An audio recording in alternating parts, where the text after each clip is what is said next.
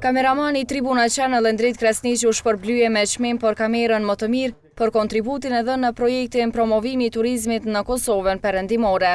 Për të pasqyruar mundësitë që ofron turizmi në këtë pjesë, Tribuna Channel ka realizuar reportazhin Dugagjini Thret me autore Arlinda Sejdiu. Çmimet për artikujt dhe storjet e botuara nga gazetarët në udhëtimin njoftues për sektorin e turizmit i ka ndarë sot në një ceremoni Asociacioni i Gazetarëve të Kosovës së bashku me projektin për promovimin e punësimit në sektorin privat. Kryetari i AGK-s Shkëlqem Hysena i tha se ky projekt është një rëndësie të veçantë. Trajton një fushë të cilën shumë pak e kanë trajtuar mediat vendore.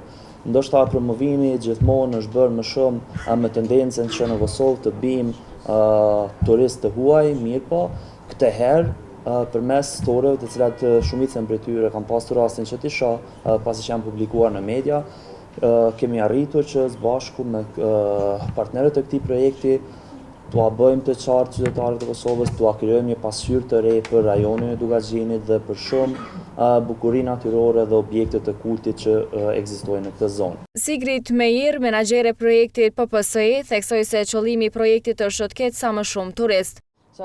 Me fokus të veçantë turistët vendor me të cilët mendoj se është arrit qëllimi në bazë të storjeve të juaja. Shpresoj të vazhdoni të shkruani për turizmin në mënyrë që rëndësia e promovimit të ketë efekt.